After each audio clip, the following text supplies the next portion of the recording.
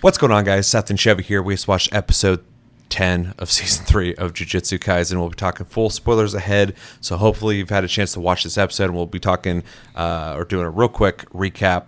And basically in this episode, Megami got ambushed by 3 sorcerers, got into a big fight with them. In that fight, ended up killing one of the sorcerers while fighting 2 of those that remain and getting 5 points for the death of that guy. Takaba? I think his name is. Comedian guy shows up, doing some really crazy face tanking a fucking explosive tooth, and then kicking the dude through a wall. Dude's brutal. We'll talk about it. While that's going on, Megami and what's the guy's name? I have it somewhere here. Reggie Star, huh? Receipt jacket boy. Receipt guy. Reggie Star, him, they continue doing their thing, fighting. They end up meeting at a church where Megami basically says that, he's exhausted, and the Reggie Star guy shows off that his ability is able to use receipts to manifest things from that, whether it's just a vehicle or a 2-day luxurious spa treatment that rejuvenates himself. While he describes that, Megami ends up running. He chases after him to a gymnasium where Megami brings him in close enough to do his domain expansion, in which we are left at a cliffhanger. We will find out in the next episode how that goes about. I forgot the name of his thing, but it was Chimera Shadow Garden. Let's say something shadow. So, very excited to find out what we think of this episode. That was a good episode. I enjoyed. I actually really liked it, which is great because the season's kind of been all over the place. Well, and they spent a lot of time explaining stuff, which I normally wouldn't mind, but they just did a lot of it. So. But yeah, the episode was good. The beginning, tension basically of them having their conversation and him basically telling the guy, he's like, look, there's no deal to be had here. My partner is about to, a new rule's about to be made, and I just need your points. So hand them over or I'll kill you. And that conversation didn't go well, and then, all of a sudden he started getting attacked by, the whole group or whatever. That is one thing I should have mentioned in my recap is we do get the confirmation on Megami's side that Yuji has completed his task, and at that point he realizes he can just bail. Yeah, he didn't need to be there anymore. Yeah. So, though he did need points because you have to have that. You have to have points accrued within every 19 days or something like that. I can't remember the exact days, but anyways, you guys know. But yeah, anyways, the fight starts, whatever, and just immediately, the animation's just going insane.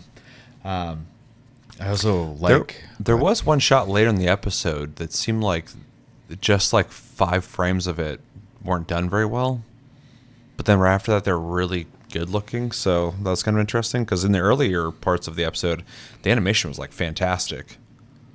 I'm not sure I know what you're talking about. Yeah, it was when Megami and that Reggie Star guy were fighting one-on-one in a building. There was a couple scenes where they're both super low detail. But anyway. Where was I? Animation fight scenes. I don't know. Anyways, yeah, so I was enjoying, I remember now, the girl, he keeps trying to get her to go away basically, and zooms in on a very detailed version of her just being distraught.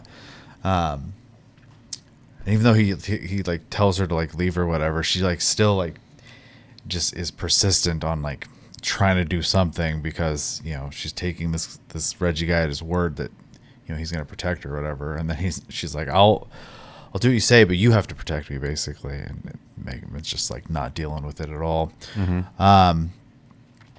Yeah, and then that was funny. After throwing the guy off the building one time, and then fighting in the room with a very creatively choreographed fight where he summoned 2 frogs to help give him leverage and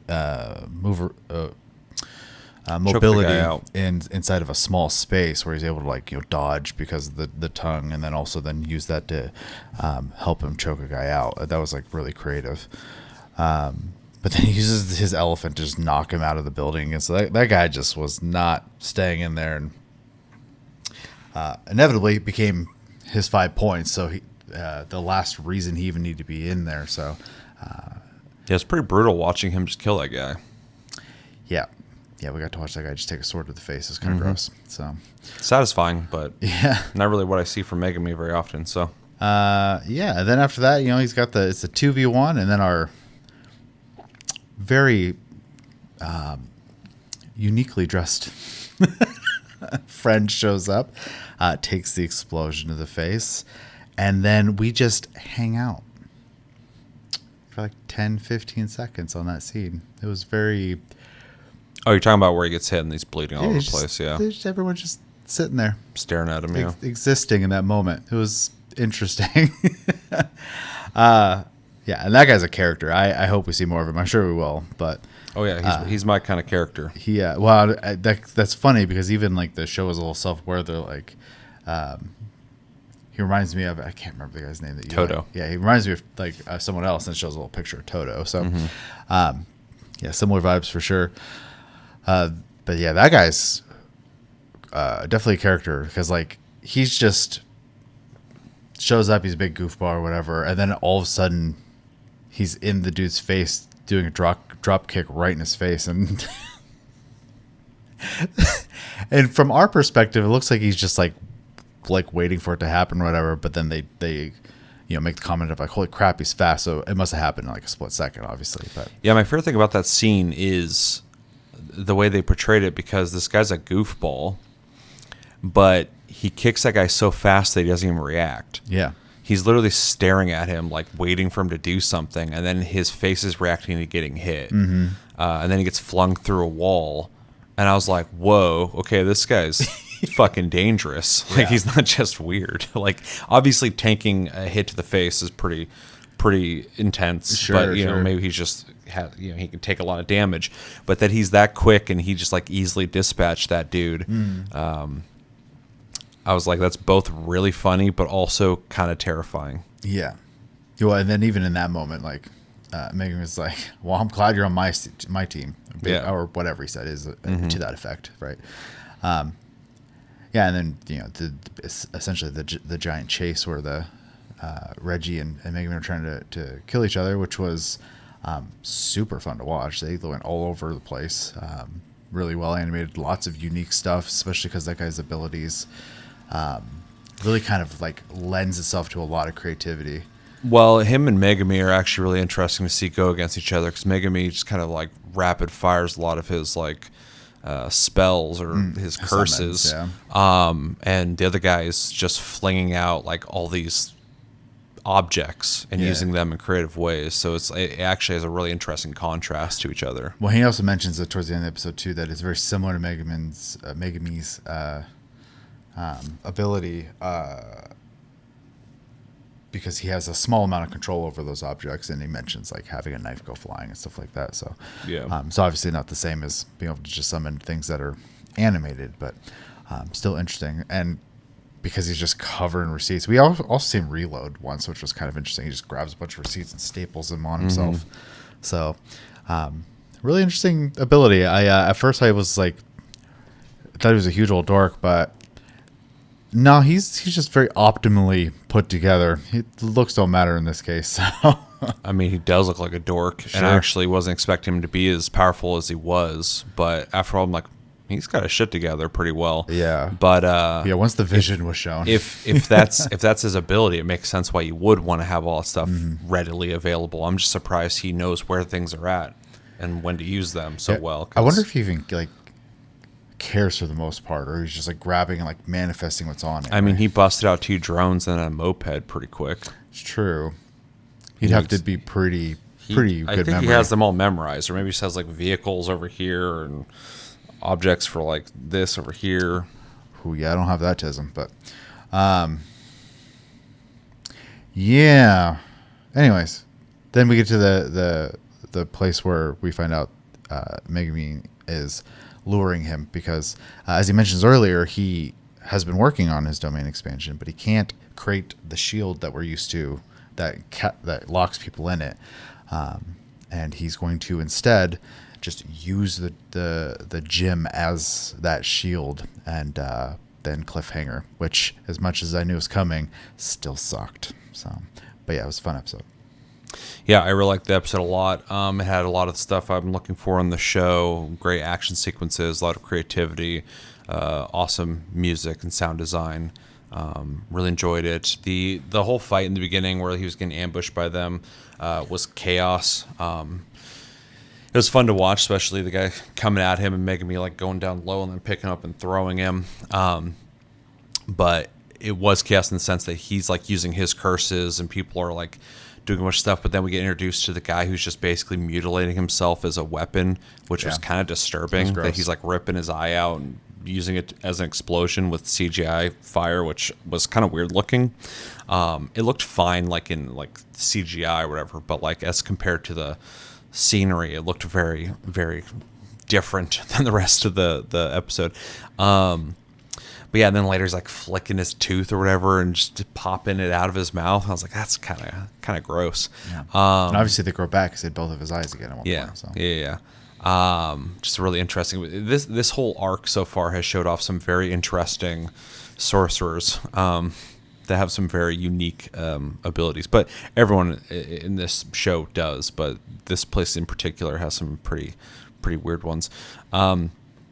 So yeah, that fight was really cool. I really liked the close quarters part where he was fighting with them.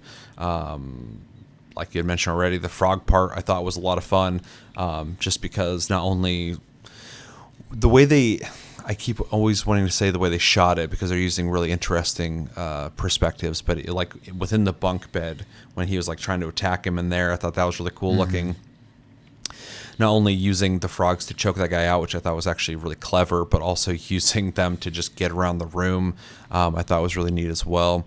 In fact, this show has multiple times really kind of like impressed me in the way it handles like close quarters in snug areas. Because like even like in season 2 when they fight in the bathroom, that was like insane. Like how creative they were on that. And then like when they fought next to the subway train as well, like that was all really crazy. So. Yeah, and the show has a really good. They do a great job with hand-to-hand combat anyway, but then also the way they handle close quarters is always super satisfying. So they did a really good job at that part. Him killing that dude was brutal. Takaba's like my new favorite character. I hope he's not a piece of shit because he's definitely my kind of character. But again, I really like Toto as well. So I like people who are like goofy and ridiculous but can like back it up and just like they're still powerful. I'm like that's fucking awesome. Similar to Zenitsu and Demon Slayer, ridiculous but powerful. But yeah, he was a lot of fun. Also really scary because every time he attacked that guy, I was just like, he's kind of fucking terrifying. Curious to find out more about him. He's also in the intro, so I've been waiting to see him. And even in the intro, I'm like, I feel like I'm gonna like that guy. And he feels like the same type Yuji is, where it's all like augmenting. His abilities, possible energy instead. I mean, strong enough to tank explosion. So even though he was bleeding all over the place. The chase sequence between Megami and Reggie Star was a lot of fun. The way they did that, we got a break from like just fighting, and there's a lot of Reggie Star running while Megami was like using his rabbits for everything. He's always got some new use for a pile of rabbits. In this, he's lifting like a chunk of a room or something and throwing it into the side of a building. That was really crazy looking. Yeah, right after a piano was dropped towards him. Yep. So that was really cool. That little conversation in the church or whatever was fun because we got to finally find out. I kind of had an idea, like, he's using these things to cast things. And I was kind of thinking of like it was like a traditional like Japanese like talisman type deal. Yeah. And it's probably what it's supposed to be. But it's interesting in a modern sense that he's using receipts.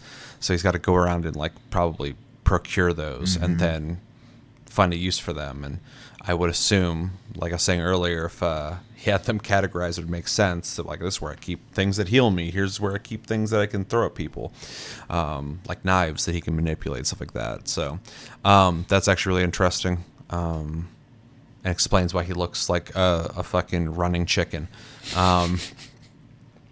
And yeah, we've heard a lot about Megumi's domain expansion, and stoked to see what he does with it in the next episode.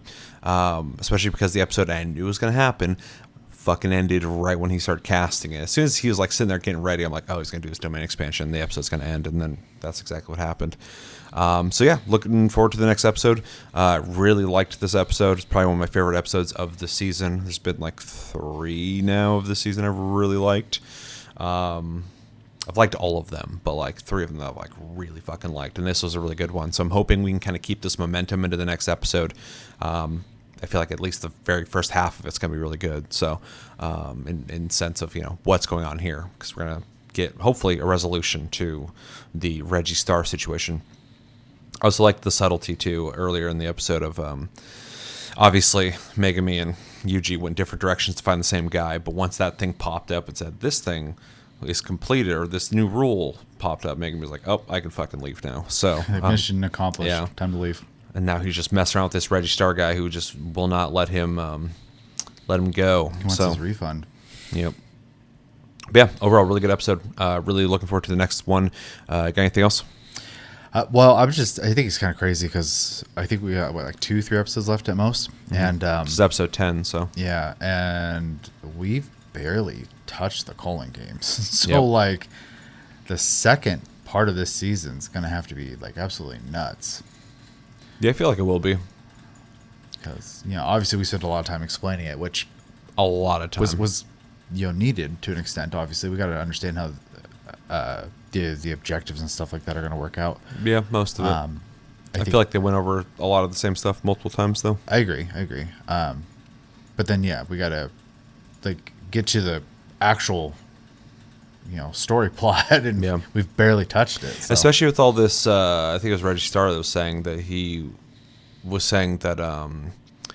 oh no, Kenjaku. Kenjaku has a bigger plan, and he's going to drop a bomb on the Cullen game, and he wasn't sure exactly what it's going to be, but it's going to be something. And I'd like to move in the direction of where we find more out about that. Well, we had the cliffhanger of him having that meeting with all those dudes too, Yep. and like, so there's just loose ends everywhere right now. Yep, exactly. It'll all come together though. For sure. Yep. But yeah, that's it. All right. Let us know in the comments what you guys think about this episode. What were your favorite parts, least favorite parts? If you have any complaints on it, anything that we didn't talk about that you'd like to talk about, let us know in the comments below. And where you think things are going from here on out. Unless you know, please don't tell us. We haven't read the manga. We'd like to go in blind as possible. Also, if you have recommendations, let us know. Can't guarantee we'll watch them right now. We're pretty booked, but we'll take it into consideration. And yeah, we're doing episodic reviews of this show right now. We're doing episodic reviews of Freerun, so we'll be watching that tomorrow. And then we have actually started watching Trigun, Stargaze, not Stargaze, Starseed. And I think we're like 3 or 4 episodes into that. 3. But since we're not doing episodic reviews, we can chalk an episode, so it's a lot easier to do it that way. And then we also plan on watching Hell's Paradise, probably when we get Trigun done. I don't want to do both at the same time. It'd just be easier to knock one out. But yeah, and then there's a 5th one we were thinking about doing, but next season we'll see how that goes and go from there. Yeah, because I think we only got one show next season right now. What's that? That magic show. Oh, yeah. Yeah, I can't remember the name right now, but I can't either, but I remember it looking cool. So that's the plan. I've been Seth, has been Chevy. Until the next episode, we will talk to you guys later.